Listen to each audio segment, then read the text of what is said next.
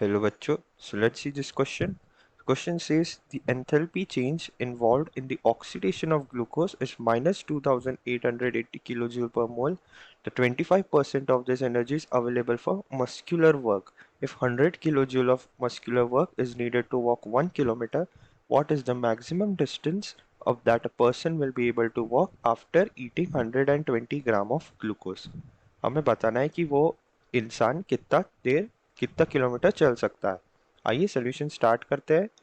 हमारा की कॉन्सेप्ट यहाँ पे होगा, हमें समझना होगा ग्लूकोज के बारे में। जो ग्लूकोज के बारे में अगर बात करें तो ग्लूकोज इज C6H12O6। ये हमारे बॉडी में ब्रेक डाउन होता है और हमें एनर्जी प्रोवाइड करता है ब्रेक डाउन होते से। सो इसका मॉलिक्यूलर वेट अगर हम निकालेंगे तो इसका मॉलिक्यूलर वेट आ जाएगा 180 ग्राम। अब क्वेश्चन में हमारे पास गिवन है कि वी रिक्वायर 180 पर मोल। हमें इसके लिए ऑक्सीडेशन ऑफ ग्लूकोज के लिए -2880 किलो जूल पर मोल हम एनर्जी मिलती है। माइनस में साइन इसलिए क्योंकि जो ऑक्सीडेशन होता है ग्लूकोज का वो एक एक्सोथर्मिक रिएक्शन होती है, तो उसमें एनर्जी रिलीज होती है और यही एनर्जी से हम मस्कुलर वर्क करने वाले हैं। सो हमें गिवन है कि 1 मोल यानी 180 ग्राम। सो 180 ग्राम ऑफ ग्लूकोज इसके ब्रेकडाउन के साथ हमें रिलीज होती है 2880 kilo joule energy.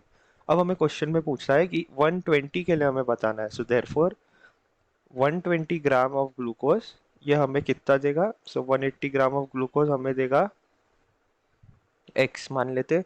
So after cross multiplication we will get x as 2880 into 120 divided by 180 और ये सॉल्व करने पे आ जाएगा हमारे पास 1920 किलो जूल। इसका मतलब 120 ग्राम एनर्जी के लिए 120 ग्राम ग्लूकोज के लिए 1920 kilo joule energy break down होती है। नाउ हमें गिवन है कि out of this energy 25% is energy is available for muscular work. Therefore energy for muscular work हमारे पास कितना है वो निकाल लेते हैं। फॉर मस्कुलर वर्क हमारे पास प्रेजेंट है 25% यानी 25/100 इंटू 1920। सो ये हो जाएगा 1/4 ऑफ 1920 और वो हो जाएगा 480 किलो जूल। यानी 480 kilo joule is used in muscular work. अब गिवन है कि हम 100 किलो जूल से 1 किलोमीटर वॉक करते हैं। सो देयरफॉर हम 480 किलो जूल से कितना वॉक करेंगे? So let that be y। So अगर क्रॉस मल्टीप्लीकेशन करेंगे तो देयरफॉर हमारे पास y आ जाएगा 480/100 एंड ये आ जाएगा 4.8 किलोमीटर।